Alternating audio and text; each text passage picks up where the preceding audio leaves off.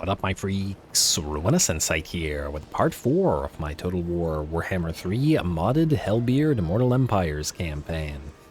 So as we saw last time, I like that skull, that's a nice skull. As we saw last time, Alberic de Bordelot met a dark fate as his territories were taken and his knights and peasants slain, though he probably didn't care much about the latter, at the hands of the Hobgobs and their Chaos Dwarf masters. With Alberic destroyed, we acquired his defeat trait on all 3 of our current lords, and hopefully the tradable resources produced will be helpful. I hope that this is a faction-wide buff. It doesn't quite specify it as to whether it is actually a faction-wide buff or whether it is just where that lord is located, in which case it would be useless. But at the very least, our admiral and his minions have that melee attack plus 10 when fighting at sea, as I do expect we will eventually set sail once more and expand outward from the Zarmuta Triangle. But anyway, in terms of what we got to do this time, it's a brand new turn, and frankly there are several things, namely the destruction of Skulltaker. Poor guy likes us, but I don't imagine he'll like us for very long.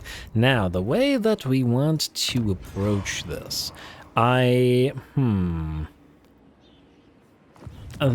problem here will be not Skulltaker's army, but Quitage, which is fairly well defended, and that Skull Cannon is going to be quite annoying as well. And I think maybe we might want to invest in grabbing the prototype Mega Mortar and rushing its construction in order to have access to the ability while we attack Quitage. Then, also, we will want to get the public order going by setting an example, but I guess we could do that later. Skulltaker, you are currently at war with Itza and the Hunts Marshal's expedition, eh? Itza's probably rich, are they? Okay, but they have 4 settlements, and those guys have 2. You will give us 3.1k, that's pretty good. Alright, let's do that. And thusly we are at war with Skulltaker. Then we will have Abnagg Hellbeard move in to attack him. Is there anything else that we needed to do? Maybe, but let's just attack. Alright, Valiant Defeat. Interesting, interesting. Ooh, does he have summon bloodletters available to him? He does not. Okay, that's one nice thing. We do have 2 uses of the DREADQUAKE battery. Huh. Does the DREADQUAKE count as spell damage, I wonder?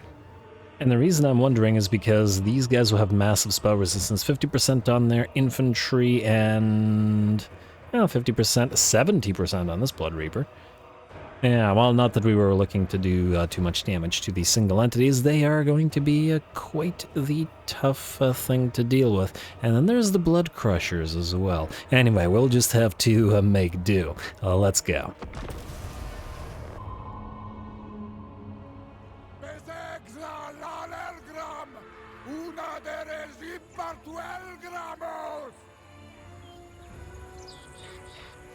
Alrighty, here we go. Mr. Abnagg is at the head of his army to acquire Mr. Skulltaker's defeat trait if we should win here. The big problem being not so much the units, and that even includes the Blood Crushers, who, wow, how are you at rank 8? What turn is it? No, actually, what turn is it? That's ridiculous. But I mean, with the AI, oh wow, basically his entire army is at insane ranks. I gotta double check what turn it is because that's pretty crazy. I mean, I guess we do have a tier 5 on the Hobgoblin Sneaky Gets, which is pretty good, but anyway, it looks like the Blood Crushers have been doing a lot of work for the AI. Anyway, what I was getting at is it's not so much the Blood Crushers that are going to be a problem. Sure, they'll be a problem, but it's the Blood Reapers and Skulltaker himself. Now, on the bright side, while we will have a difficult time handling those single entities in this particular army, and those single entities are not going to be good at infantry mincing, so we should, in theory, have the numbers to simply bog them down and prevent them from doing anything. That's the dream, anyway. Anyway, looks like the Blood Crushers head towards us, losing about 20% of their HP before getting their first charge in through one of the units of Sneaky Gets, but fortunately after the latter has expended their ammunition. And the enemy does get tied down, and we will send many a Sneaky Get and many a unit at them in general, as this is one of those critical units that we're not allowed to essentially run around. Let run around, I should say. Can't have them going through cycle charges and just killing off half a unit's worth of HP with every single charge. Too dangerous. Alright, fortunately their HP is dropping, and unlike the Skull Crushers, the Blood Crushers are going to be a little bit more fragile, and thusly we should be able to force them into banishment and destroy them with concentrated fire. In the meantime, however, by focusing on the Blood Crushers, it has allowed other units to close. The Blood Beasts of Khorne have managed to close the distance, leading the pile of Bloodletters, which are going to be better than our own melee troops, of course, and at least one unit of Exalted Bloodletters somewhere in there. Skulltaker, in the meantime, has moved in and is attacking Hobgoblin Archers, but honestly, that's just fine. From what I recall when playing Skulltaker, he takes absolute ages to kill any significant number of models, as he is a duelist meant for collecting a single valuable skull rather than a bunch of garbage skulls. And if he wants to waste his time killing one Hobgoblin Archer unit here and there, he is free to do so. Our anti-large artillery pieces, terrible though they are still firing away at the enemy Blood Beasts of Khorne, and to be fair, the latter has taken a fair bit of damage. And that said, the enemy units of Bloodletters are still very much in the fight and are still going to be probably mincing both the Hobgoblin Cutthroats and at least one or two of those units of Sneaky Gits. In the meantime, however, the enemy Blood Reapers are not having quite as good of a day as... Okay, I went past it, my bad. As we've been able to dish out significant damage to them by focusing them with the daggers of the Sneaky Gits. The ammunition is very slight, of course, so we had to choose our targets, whereas on the right flank we chose the Blood Crushers, here the enemy Blood Reaper, and has dropped to about 50%. And we're slowly but surely tearing it to shreds. Very tired, and there we go, it's unstable, so it'll begin to melt away. It has managed to rack up 35 kills, but considering we have 200 units in a single unit of Hobgoblin Sneaky Gits, for 200 models, and that works out fairly well for us. Skulltaker is still on the field, and his Exalted Bloodletters are still in the fight, but not for much longer, by the looks of it, as the balance of power has shifted fully in our favor, and everybody has begun to melt away. Skulltaker is also going to be taking too long to bring down by just mobbing him with garbage, so we're just going to let the garbage keep him locked in place while the range units do the work. Alrighty, and I'm sure they'll kill off a fair few of our own poor little hobgobs, but, well, you gotta spend hobgobs to make hobgobs, whatever. Anyway, the balance of power shifts fully in our favor, and Skulltaker is being banished. Lovely. How many kills did he manage to rack up, out of curiosity? 107, not so bad. But it would have been much more devastating if he was able to move towards Hellbeard and kill him off, or maybe even Gordas. Actually, speaking of Gordas did fight one of the other Blood Reapers and took severe damage doing so. He was the Blood Reaper on the right flank. But it looks like it wasn't able to claim his skull for Skulltaker and by extension by Khorne. Lovely.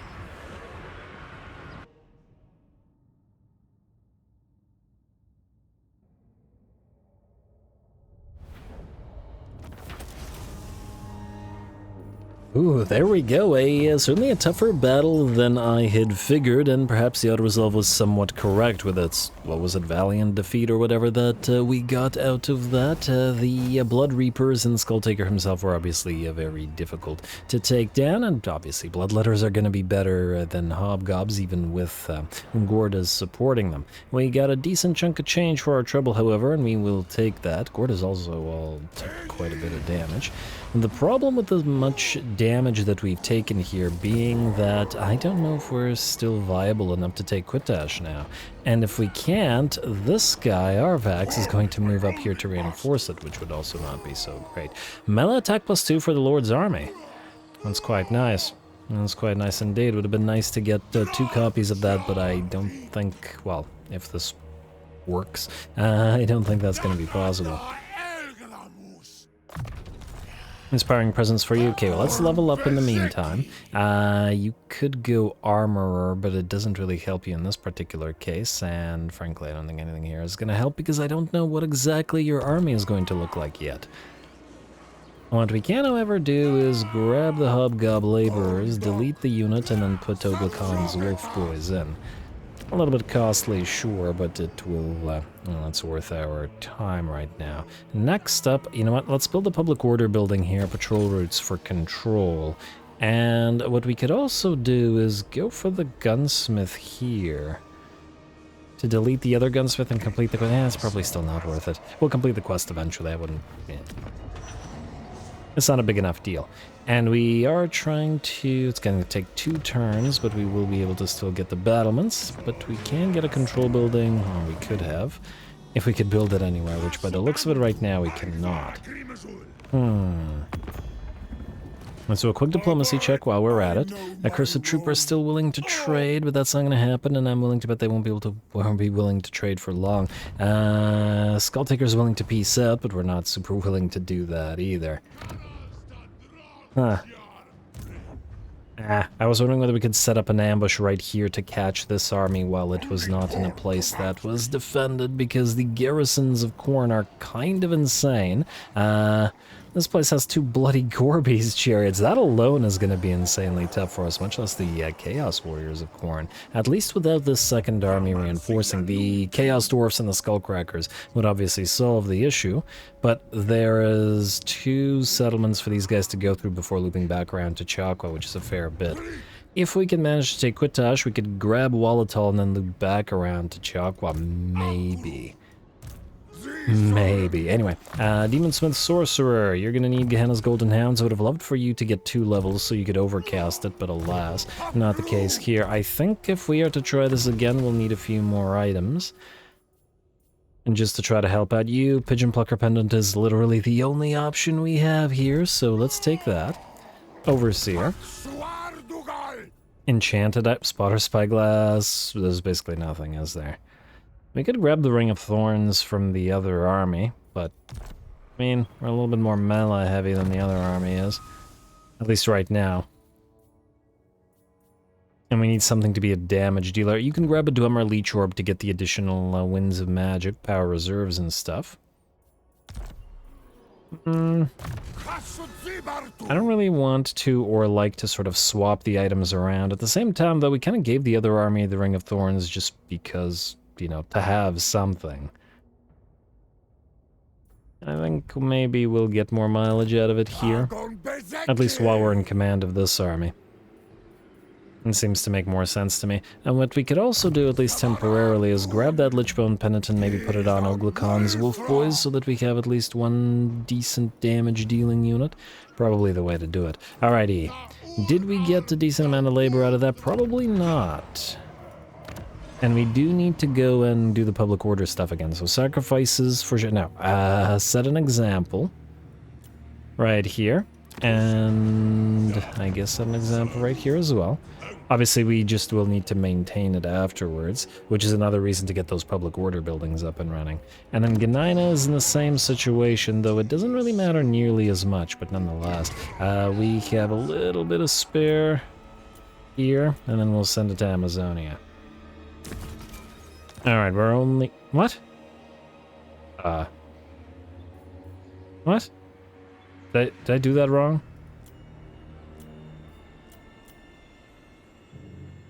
Huh? I'm confused. What happened?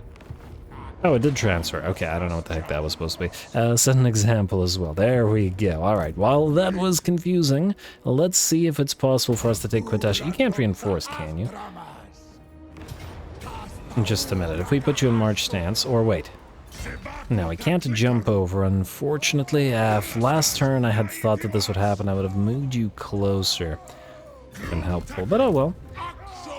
We'll just have to work with what we got. You, go here. And oh, I guess you're also a fighty lord, so we will, you know, give you some items. Oh, I was about to say Everlasting Glacier, but that won't work. And there's basically nothing. I guess physical resistance out of the Forest Cloak. And again, the Spotter Spyglass, but it doesn't actually do anything. Alright, well, you're just gonna have to work with what you got, buddy. Let's see if we can take this with what we have. On the bright side, if we can't, we can simply withdraw, because it's a minor settlement battle, and, well, the enemy's not gonna chase us out. So, let's give it a shot.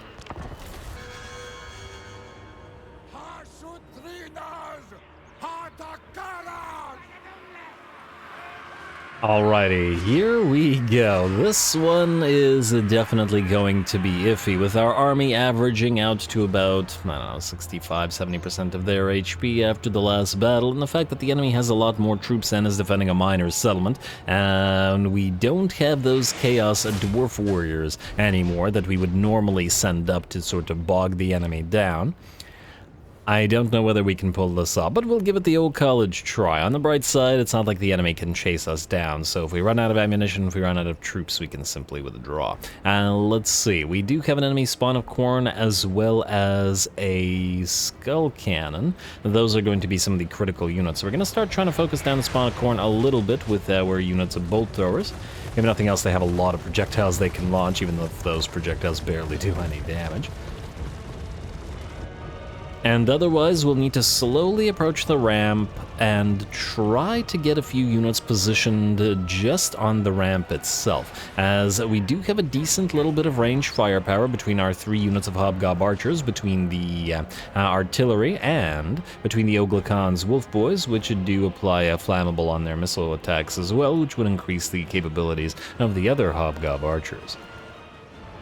But we do need to bait the enemy to moving in, and the first unit attacked as bait, as always, is going to be those poor units of goblin laborers. We send them in, and the flesh hounds take the bait, tearing through a decent amount of them. Our own range fire will tear through a decent amount more, but we can replace them every turn as needed, and we are perfectly willing to sacrifice them. Especially getting trade for a unit of flesh hounds, which drops down to about 50% of its HP. And Mr. Abnagg moves in himself to whack away at least a few of those flesh hounds. And then it looks like, ooh, we got bloodletters and the blood shrines charging down the hill and charging through the poor laborers and into the cutthroats directly behind them. The blood shrines, of course, spin to win, and we switch our range fire to targeting all of the blood shrine skull cannons, as we need to bring these things down very fast. They're now through to the ranged units as well, using their mass and their spinning animations to move forward, but it looks like the concentrated fire is dropping, and there we go. With that, the blood shrines, or skull crush, no, skull cannons. Everything's blood or skulls with corn. It's yeah. All the units sound the same, damn it. So yeah, they've been destroyed, but they did certainly cause some havoc on that charge down the ramp. With our unit, 1 unit of cutthroats and our unit of laborers pretty much destroyed, we will replace them with another unit of cutthroats and continue our range fire at the enemy above. As the enemy gets logged down as well, we will pop that Searing Doom upon them to dish out a decent little bit of damage to the bloodletters, but obviously not as much as we'd like, considering their 50% missile resistance. Alright, but we got more spells where that came from. Non-Overcast Gehenna's Golden Hounds, not just to dish out damage, but to slow the enemy down, applying that vortex effect and debuffing the enemy, and allowing our range units to do more work. And we even send in a few of the sneaky gits to check a few daggers the enemy as well. While the Demon Smith Sorcerer continues to provide support by, launching off the occasional shot with his pistol and debuffing the enemy once again with that flammable debuff. Alrighty, well, we're out of cutthroats and other sacrificial units now, so we're going to be having to use our sneaky gits in the main line. Our range units are down to about half of their ammunition at this point, and the balance of power remains in the enemy's favor, as they still have a fair few units. Interestingly, they've been sending their bloodletters and flesh hounds, basically all their demonic units, but their armored chaos warriors are still very much on the field. 120 armor and a silver shield. These guys are going to be difficult to deal with. Here come more bloodletters to smash into those units of sneaky gits. The first unit of sneaky gits runs out of ammunition, and we hit those bloodletters with a nice Searing Doom, doing about 50% HP damage, which is pretty solid. And at long last, here come the first enemy units of the Chaos Warriors of Khorne. There is absolutely no way the Hobgob Sneaky Gits are beating them, especially in a direct contest like this, so we're going to help them out with what we've been saving. We did rush the construction, and we did spend the money on getting it up and running, our first Mega Mortar DREADQUAKE. There we go. I love that sound, and it hits the enemy in the back, and the enemy would like to chase us down the ramp and away from the DREADQUAKE, so we block them off with the Gehenna's Golden Hounds as we retreat our units, as they're obviously too fragile to get clipped by that and survive. The combination, though technically speaking both spells and or abilities did clip the enemy units and then completely destroy them and did damage them pretty severely, and the enemy now has to choose whether to run down the ramp and run or weather the storm of all that range fire, or move away. Now they've chosen to move away, and despite the fact that they're shaken, they are still on the field, but not making use of those silver shields means they're going to be taking a fair bit more range damage. Maybe not a fair bit more, because they still have way too much armor for our poor range units to penetrate, but nonetheless. And there we go, both of those Chaos Warriors of Khorne units have been destroyed, and looks like the enemy has more Flesh Hounds where that came from, running down once more into the droves of Sneaky Gits.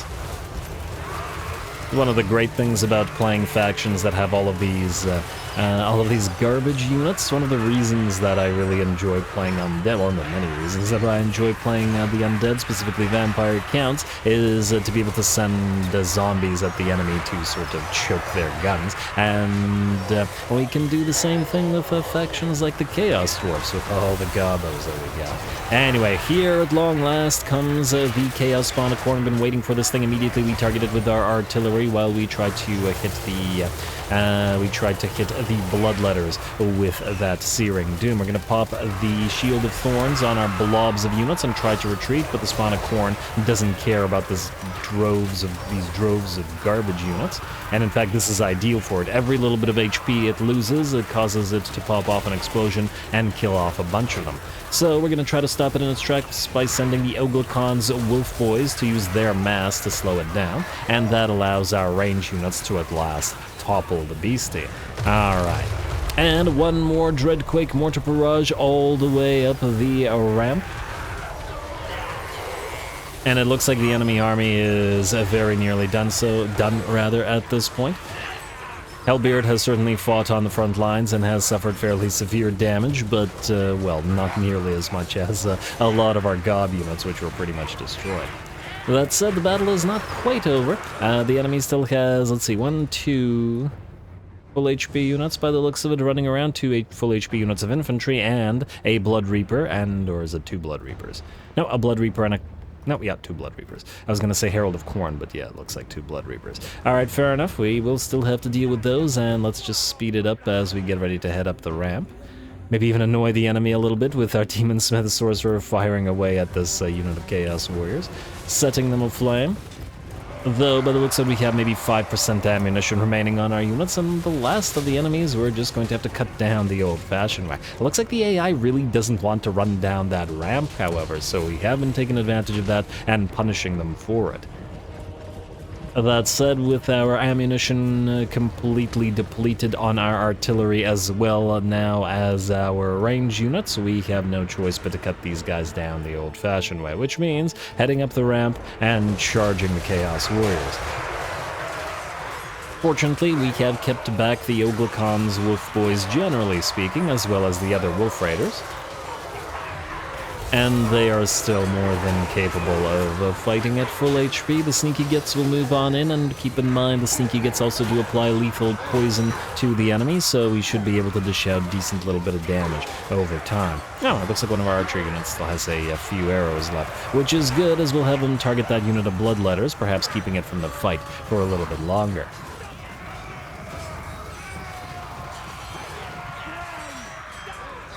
Alrighty, now I need to keep making our way up here. Can't really send Hellbeard or Gordas into combat as they have suffered severe damage, at least until the enemy unit is very severely damaged. Now that they're about half HP and that we have moved away our range, or our cavalry rather, we're going to send these guys to deliver a couple of hits in melee. They will provide a little bit of splash damage. and then get ready to charge the enemy in the flanks. Oh, actually there was no need, as the Chaos Warriors of Khorne will actually break, as it looks like the Bloodletters suffer a little bit of damage from one more Gehenna's Golden Hounds. Beautiful.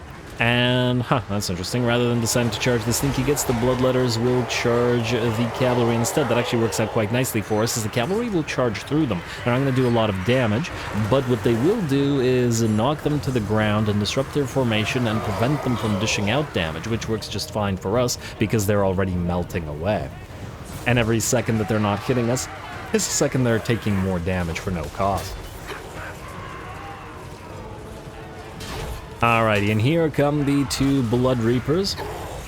Our reinforcing Lord has arrived as well to whack away at one of the Blood Reapers.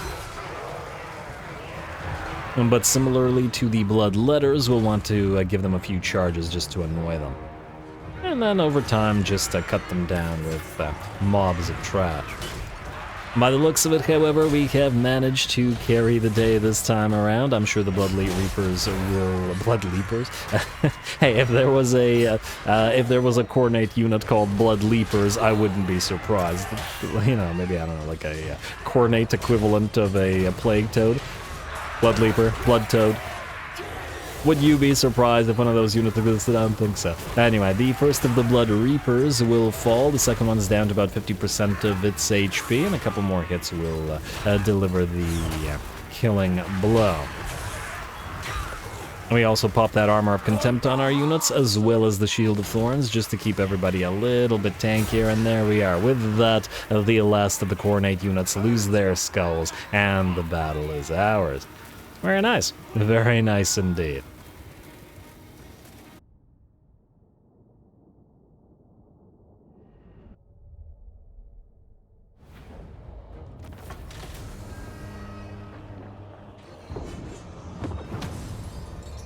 Alrighty, there we go. It took all of our ingenuity, by which I mean sending droves and fodder into the waiting blades of the enemy and then dropping artillery strikes on them, but it worked out at the end of the day. The Hobgob bolt throwers were reasonably helpful, but did not do anywhere near as much damage as the Hobgob archers, which, I mean, I guess makes sense due to the, not ridiculous pile of large units, but they're partly here to make the enemy move towards our army when we need to, though I'm not entirely sure that we'll actually keep them in this particular army. They will serve for now, as Gordas will buff them. Otherwise, we got lots of work out of our mage at 48k damage, but, it's worth about 2 of our higher performing units. Speaking of, at 19k damage, the Oglacon's Wolf Boys did very well, despite not being able to rear charge stuff and just having to charge directly through enemies.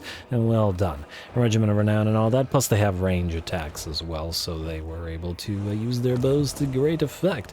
We will occupy this place as an outpost, because we really need the... Forbidden Rod, yes. We really need the Forbidden Rod as well, but yeah, we need the strip mine. We need the raw materials desperately, and frankly, we'll go for the money pit as well for the income for post-battle loot, as it should allow it to pay for itself.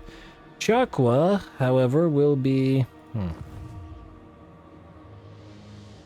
Who owns Mine of the Bearded Skulls? It's super Skavenly corrupt, but it doesn't mean that the Skaven are there. It could mean just that the other territory or 2 territories in the province are Skavenly. If the Spinosotic Dwarfs are dead, I will get the mod that allows us to revive factions, and we'll revive them. It's just, that's just the best thing to do. Otherwise, I think we're reasonably good here. Arungni, you can channel. Let's also level while we're at it. You've got 3 points on you now.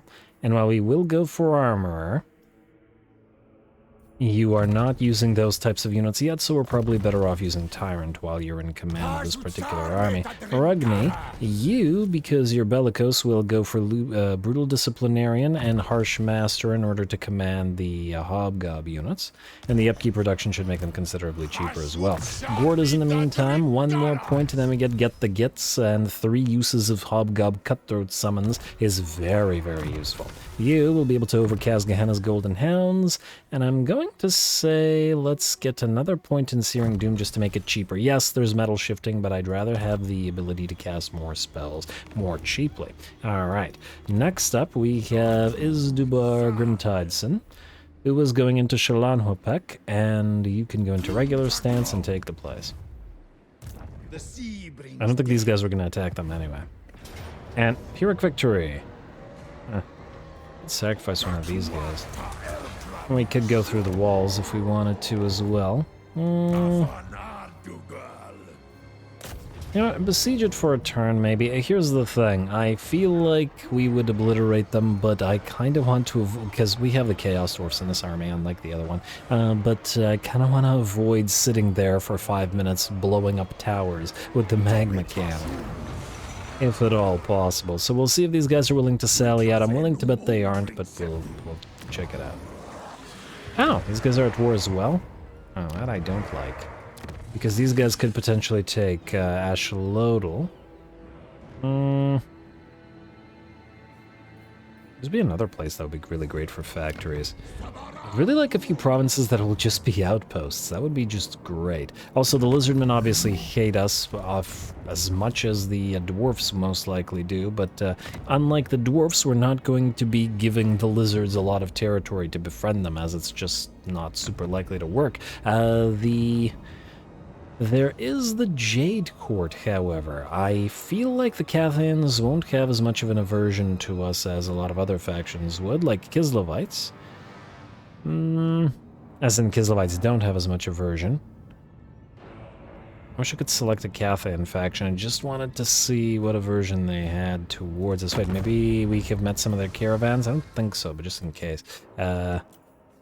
No, we have not. Yes, we have. Northern Provinces, 50 aversion, so it's not as bad. It's not as bad. Now, we could counteract it in theory over time with the bonuses from these lords if we can get a few of the lords that we actually want in there. Hopefully, someday. Guanji Valley. We'll keep you as you are, I think, for now. As in not build anything. And frankly, the same is looking to be true of most of the territories from what I can see. Do we want to switch you out to from Masterful Architects? We do not, because we want to upgrade you next. Zarmuda, you're fine in billowing smokestacks, and Amazonia, you're already in billowing smokestacks. Alright. Frankly, I'm almost tempted to actually delete the donation barrel just for now and replace it with public order so we don't have to waste as much labor on you, but we'll wait a bit. This is collecting some cash. Skip. Double check. Do we have any capacities of anything? I don't think we do, but I just wanted to double check. And then Tower of Jar... Oh. We could complete this to get immediately causes wall breaches when besieging. Frankly, it's generally better to let the other factions take this one in order to be able to grab one of these earlier. Do we want to take the time to do this one? It's a little bit irritating, but I think maybe we should. And despite the waste of time of having to bring down all those towers, this will save us a turn, and I guess that's kind of important right now. Alright, go.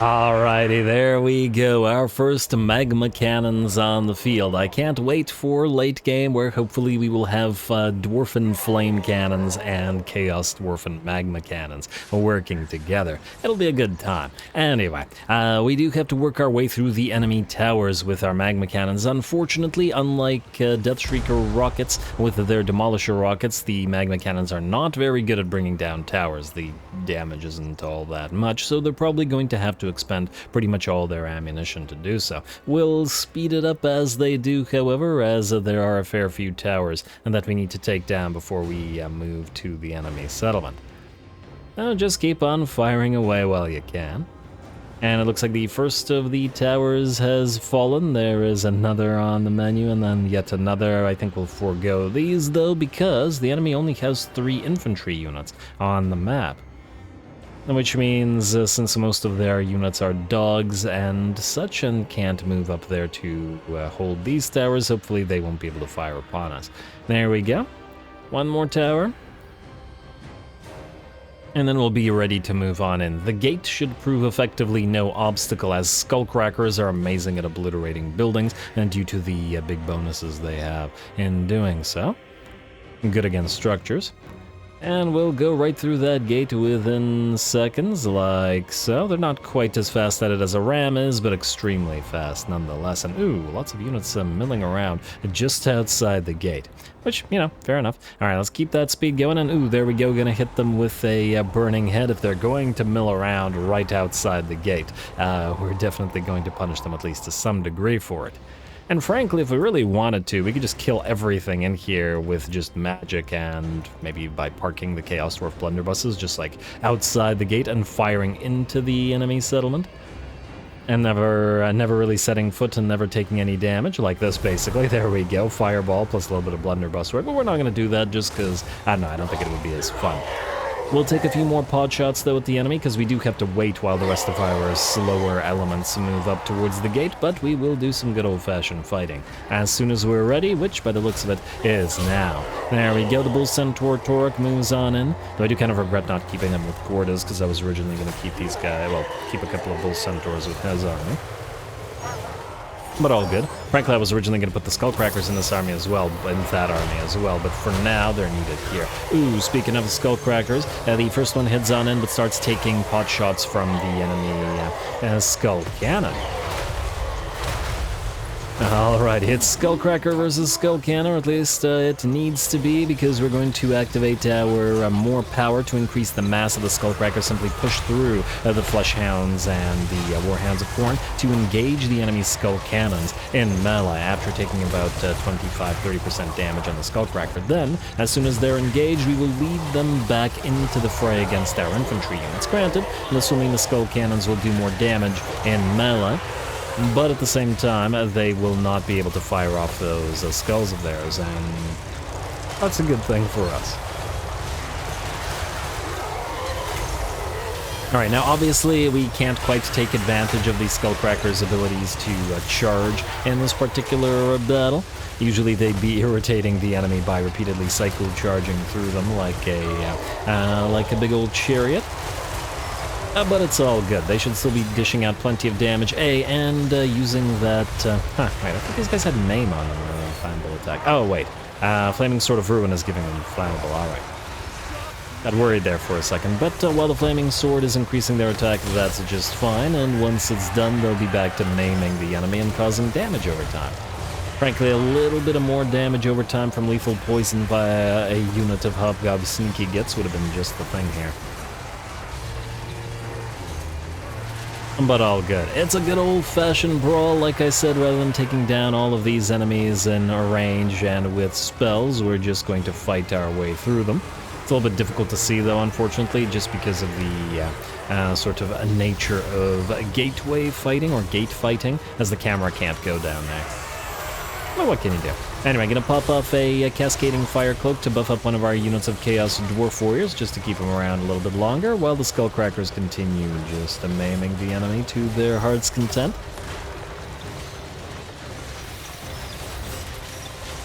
And how are we doing, out of curiosity? 52 kills and 11,000 damage, and not too bad, to compare to, let's see, the Chaos Dwarf Warriors, 48 kills and 7,000 damage. Alright. And the Chaos Dwarf Warriors are holding admirably, though they've been having a little bit of a difficult time actually, getting that beachhead within the enemy settlement. It looks like the enemy is finally running out of steam. We took it all for our Skullcrackers.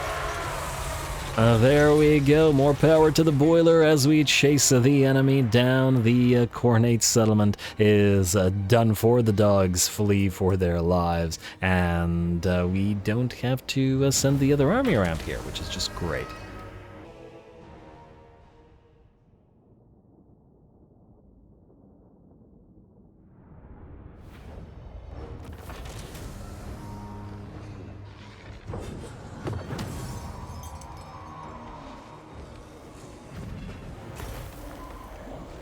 Alright, there we go. Reasonably decent work. Unfortunately, one of our skullcrackers got hurt, but it pulled the very important duty of using its mass to rush through everything and engage the skull cannon in combat and force it into the fight. And besides, while we could have just killed everybody off with spells and range units, it would have, I don't know, wouldn't have been as fun. So we did it this way, and I certainly enjoyed it. And it's not like we didn't do damage versus with spells, with 38k damage on Grimtidson thanks to his burning heads. Isn't that lovely? We will occupy the place's tower for obvious reasons. Not as tier 2. That would save us the raw materials, but we need the Conclave influence more for the Conclave stuff. A Sword of Battle, you can hold on to that for now, and you can definitely make use of that Great Taurus. You need to tier 3 to get the high quality assembly line, which is armaments for, again, raw materials, though I don't think we'll want to waste those. We'll want to upgrade you to tier 2 ASAP, but ASAP is not right now. You are at rank 10. I believe I said we were going through Tyrant, though after that, I'm almost tempted to say Piercing Bolts of Burning and Flamestorm might be good to have, so let's grab those for now. And you have reached rank 8, which gives us Guardian and Stalwart Defender, making you significantly tankier and making the other heroes near you significantly tankier, both of which of great use to us. Lovely. Actually, out of curiosity, how much is Xlanhuapec worth to you? It's worth a non-aggression pack, but not even a military alliance? Yeah, no dice. No dice, lizards. I do like ya, but no dice. Anyway, what else do we have to do this particular turn? Ukani, you can stay as you are, to be honest. And Rugni is also staying where he is. Alright, that means I believe we're ready to end the turn. We do have a little bit of cash, but we're not spending it right now. Saving it for potentially recruitment or potentially building of stuff. The outposts will need to be upgraded, but it's definitely going to be those outposts that we definitely want to keep as outposts. 7.5k is a big investment after all. Also, this place will be suffering a lot of public order issues, unfortunately. Maybe we immediately build the patrol routes? Although, wait a moment. Quitage, you will have a strip mine in 1 and 2 turns. Wait, if we build this right now... I want to see if we have enough money. Patrol routes, we will make 3,600. Okay, no, yeah, we will have right now. All right, so let's build the public order building here rather than do anything with the labor. I think the rest of that is fine. All right, skip, and end the turn, unless I'm mistaken. Also, while the turn is ending, housekeeping-wise, we did reach the engagement threshold last time, and ooh, Abnagg Hellbeard got wounded.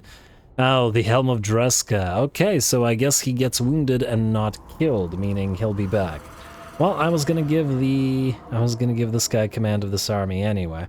So I guess that works for us for now. Oh, but it's gonna force us to get a new lord. Well, I'll have bad luck, but at least we know. I wonder how many turns he's wounded for. At least he got the defeat traits of Alberic and Skulltaker before he went away for a bit.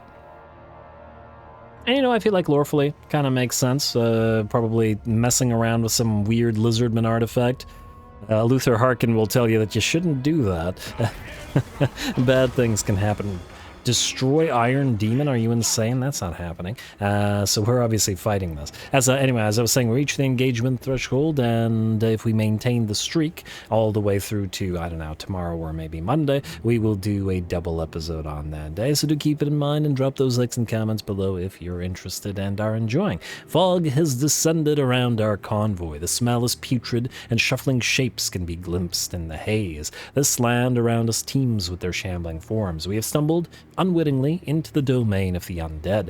These creatures can be confronted head-on and the wretches put down for good, or alternatively, we can order some of our number to distract them while we make our escape, though they will ultimately have no hope against the necrotic masses. Ironically, if it was to destroy the Graveguard unit, I don't know, it would have felt kind of appropriate. I mean, of all of these, we'd leave behind the Iron Demon? I don't think so. Go.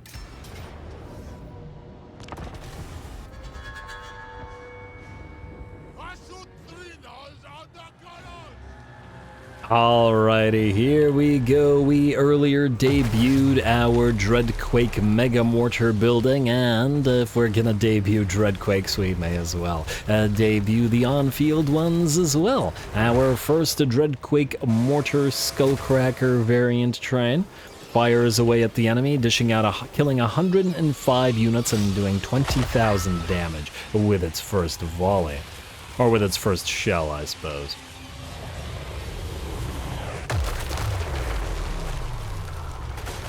I love that sound. Anyway, there we go. Granted, firing into zombies may feel like a little bit of a waste for a DREADQUAKE mortar, but, well, you gotta fire at something. Anyway, we do draw the ire of the vampire counts as they send in 2 units of Fellbats and a unit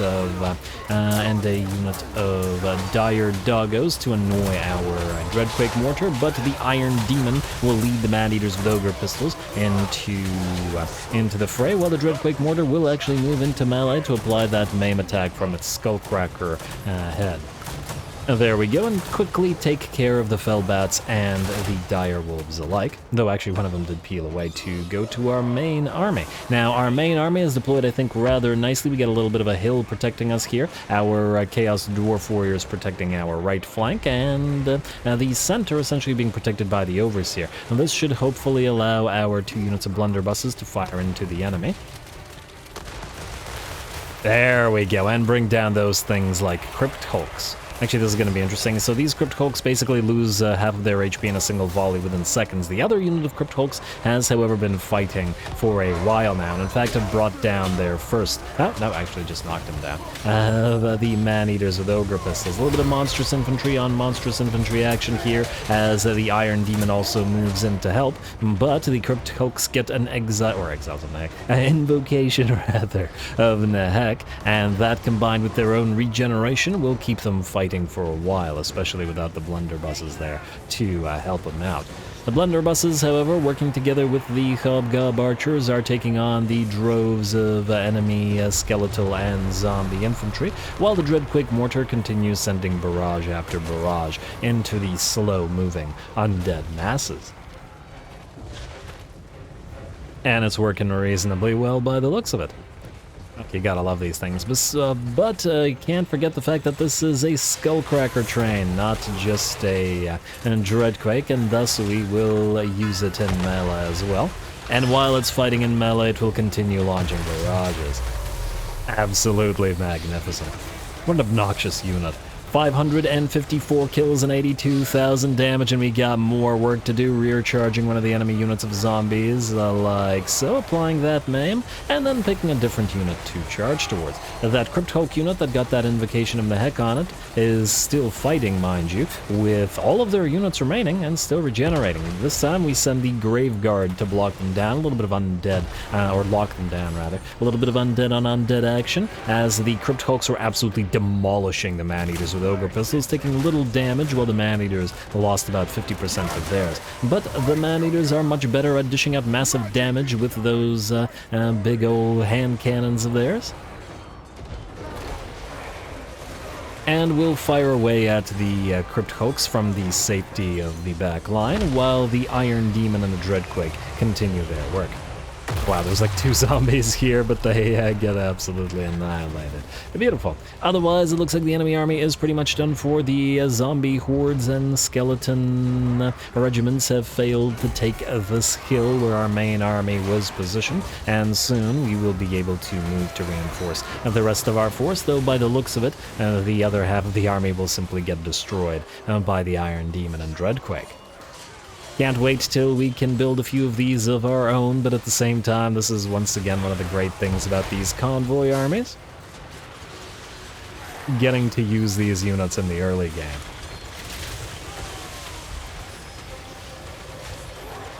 Alright, just grinding our way through that pile of zombies. There we go.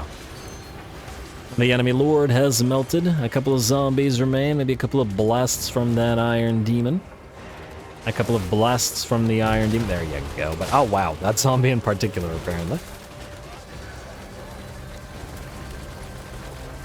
And there's nothing to say, just waiting out the clock. There we go. With that, the last of the zombies melt, and the battle is ours. Very, very nice. Whenever I see these trains on field, I'm just smiling from ear to ear because they are so glorious.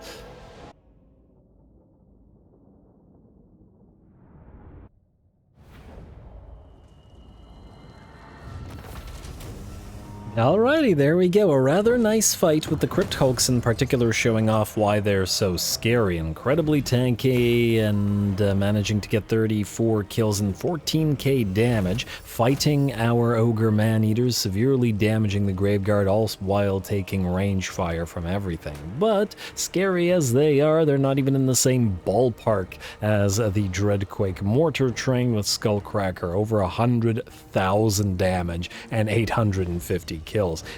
Pretty darn insane unit, and why it's better not to use too many of them, or else it feels just too obnoxiously overpowered. Looks like the labor is worth more than the money this time, so we'll take the labor. Isn't it lovely? Oh, Helm of Driska, now you choose not to work. Alrighty, Sword of Cain, claim not a problem. Eats and Southern Sentinels Confederated, I see. Did we? Oh, I guess we did want another Needful Prophet, so I guess we could get one of you. Unless there's something else interesting. I was hoping for another Considered Overseer, but alas, we don't have one. Alright, well then we have Needful of Fire. And really that's the third Needful of Fire. I don't know if we need that many Fire Lords. Well. It's the option we're taking. I don't dislike the Vengeful either, but I just can't say no to the magic item drop chance, even at the cost of having a much stronger unit. And it's just too dang useful to get more items, especially for the Chaos Dwarfs who otherwise have such a difficult time getting them. Yeah, we'll do that. And then funnily enough, Rungni, you're going to take up the army. Alrighty, then, shouldn't the army be cheaper? Oh, not yet. It'll be 30% cheaper eventually, but eventually is not now. There is still a stack of Chakwa, which we will have to deal with, but oh, you can't reach Eshelodal? Oh, that's not great. That is definitely not great. Alright, here's what we will do. You, assuming you won't get intercepted, are going to go here in a second. I would like you to proceed to Chakwa then. Wait. Actually, I just got an idea. Into ambush stance, go right here. We'll see if we can bait him into this. And then just kill off Chakwa after.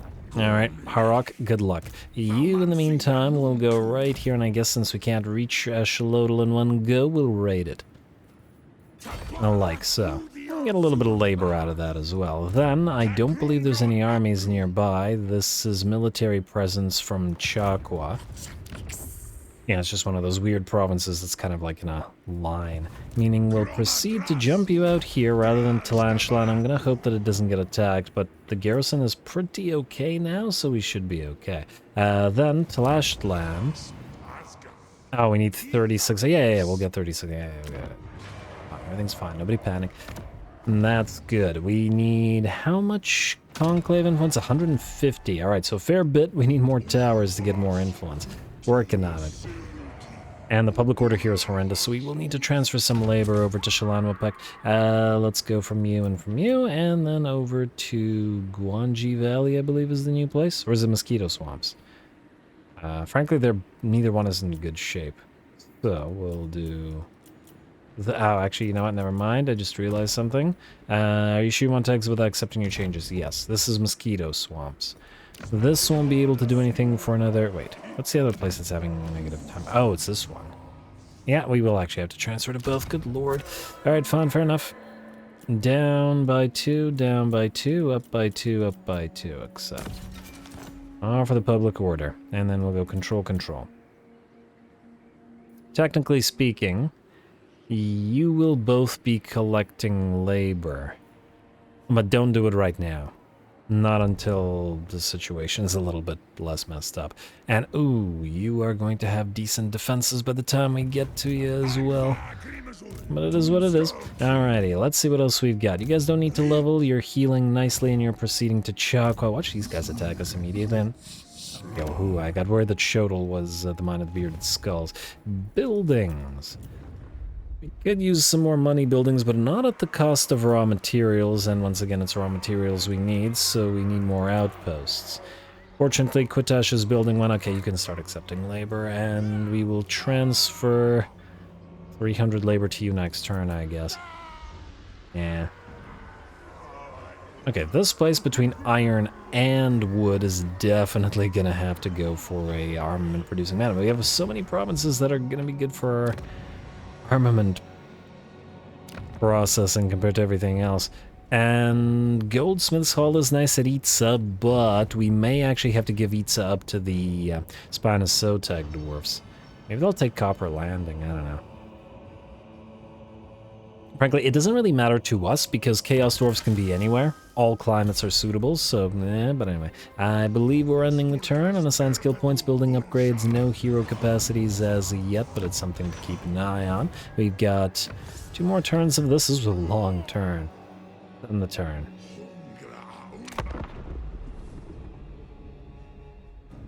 Let's hope that the ambush works out. Blooded Wanderers want peace. They're offering us less and... Pyrrhic victory, really? This? I mean, I guess Skulltaker did have a decent fight. All right. Well, the campaign may have started a little bit slow in the first couple of episodes in terms of just the number of battles that we did, and a lot more sort of setting up those battles. But this is, I believe, the 5th battle that we're doing this particular episode. Oh, damn it! He has the Executor trait. Frickin'. Okay, this might desync, but it might not, depending on if we kill him before he can. I think it shouldn't desync if the Executioner doesn't actually apply to anybody, right? Right? I guess we're about to find out, go.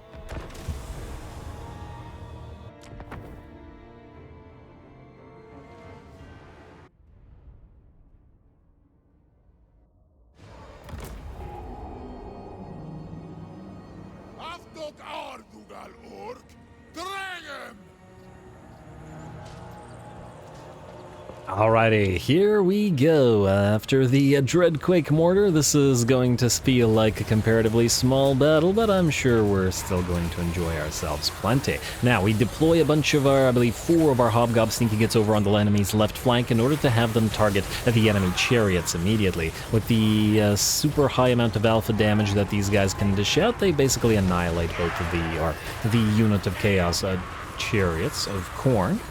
Granted, at the cost of most of their ammunition, but worth it to keep that unit out of the picture. Now, it does look like the enemy will use the distraction of the chariots to try to charge its Fleshhounds directly towards our Hobgob Bolt Throwers. Fortunately, we had the Oglacon's Wolf Boys and the other units of Wolf Raiders hiding in the trees, waiting to intercept enemy fast movers. And intercept they do before tearing those poor Fleshhounds to shreds. Now we're going to activate a quick little Gehenna's Golden Hounds in the blob of enemies in the hopes of slowing them down to drop a DREADQUAKE mortar barrage directly upon them. It does look like it's going to take a little bit too long to charge, and a decent amount of the enemy units will escape, but at the same time a decent amount of them are logged down by the Gehennas, and between the two, that is a brutal end for the poor warriors of Khorne there. Lovely. And this way, it isn't close enough to our own battle lines to damage our own units. Now, a Chaos Spawn of Khorne has arrived right in the midst of our blobs of Hobgoblin Sneaky Gits, which makes it very dangerous for them, as it will keep using its animation to sort of push its way forward, or spin its way forward. And every, I don't remember, 30% HP damage it takes, or 25% damage HP it takes, it pops off an explosion. We do, however, still need to focus the darn thing down, so we're going to try to pin it in place as soon as we can with our Demon Smith, who is incidentally trying to drop some Searing Dooms upon the enemy, and at least partially succeeding, as the tree canopy will block some of the shots, but that's alright. Or some of the projectiles. Now he is going to lock down that Chaos Spawn as best he can while we keep firing away at it with all the range units that we can muster. Alright, and it looks like the Chaos Spawn of Khorne is at last done, and that was the biggest threat remaining on the battlefield, other than the enemy lords, which are incidentally done as well. Alright, come on, Chaos Spawn. You were done like 5 seconds ago. There you go, buddy. Alright, you take a nap. Anyway, the enemy lord charged in. I think this guy has an item or something. If we take a look at his speed, he's down at 8 speed. Pelt of Wolf. Okay, I can't say that. Minus 56. It's been a little bit since I've played Khorne. I wonder what this item does. It must give him some powerful buff in order to slow him down so massively, right? I wonder what it does. Well, either way, this means he's not getting away. Poor guy is so darn slow on that horse. I think he moved towards us with reasonable speed, however, so I think it only maybe activates when he's down to some level of HP, or maybe when his leadership's broken, or something like that. I guess since Khorne is probably the next campaign, we will probably see ourselves what exactly that thing does. Anyway, with the enemy lord destroyed, his army shatters, the bloodletters begin to melt away, and the battle, and with that, is ours. Very nice. We'll speed it up a teensy bit as we chase down the mortal units for a little bit of bonus labor.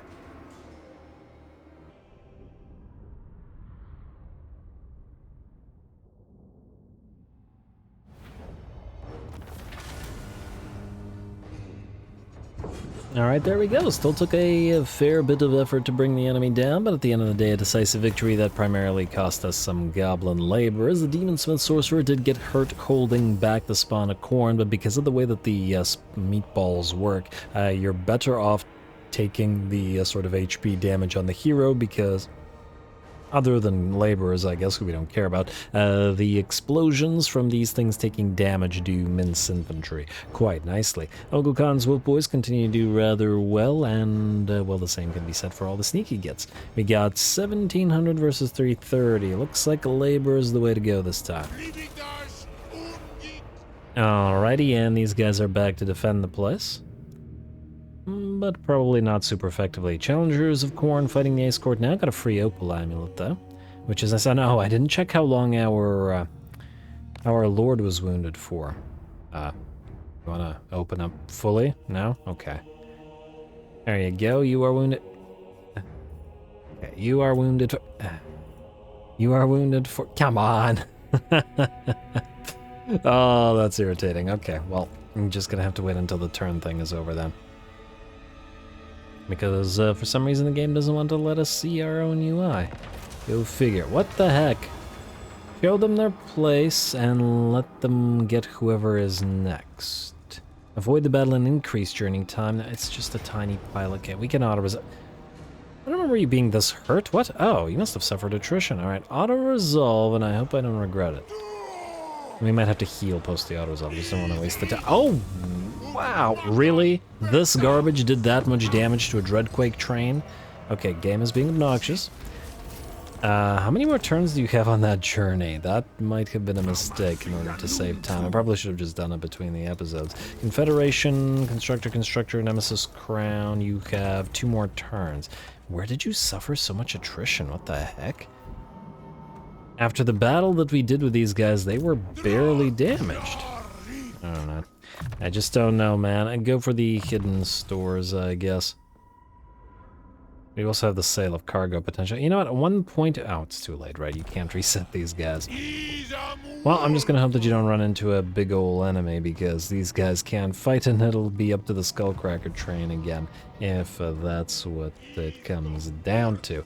Anyway, what was I saying? Alright, average efficiency is down because we'll need to transfer to you. Like so. There you go.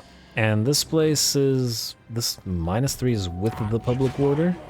Yeah. But it is what it is. We will need to take down this place and this place, but I think that we'll want to do that between the episodes, because we're pretty much out of time, and I've got a lot of editing to do with regards to all those battles. So next time we take Chakwa, and then we book it back towards Walatal before these guys can recover, as well as take an Ashalodal, and by the looks of it, we will wipe out the Blooded Wanderers for good. I'm a little bit worried that it basically breaks the border between the Awakened and the Eatson Lizards. And the problem be... Oh, wow, you got worked with a lot of things. But you're still doing fairly well, perhaps unsurprisingly. Anyway, as I was saying, it'll break the border between these two, which means they'd have to go through us to fight each other, which ain't so great, but we'll just have to deal with it.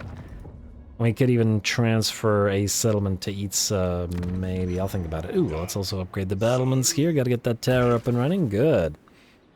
And we can switch you back briefly to Billowing Smokestacks. Well, I mean, And while we have this up and running, it's fine, but we can also let it dissipate for a little bit. Yeah, building smokestacks for now, so I don't believe there's anything here that needs to be built, unless we want to immediately upgrade the Overseer's Tower at Xlanhuapec. Is Xlanhuapec safe from attack? I think it's probably the safest. Oh, free island.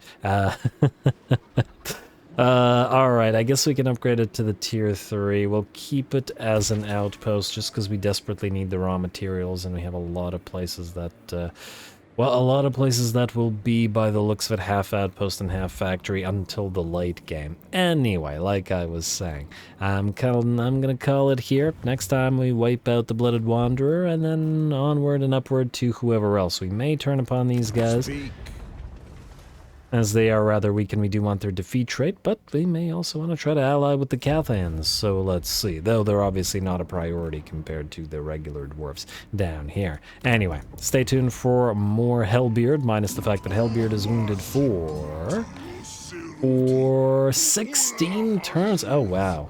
Well, the Admiral is, you know, he's off doing Admiral things. Nobody knows what it is. It's not important. But don't disappoint him. Anyway, stay tuned for more. Don't forget to leave those likes and comments below, especially the threshold for the doubled episodes. All glory to the algorithm. And thanks for watching.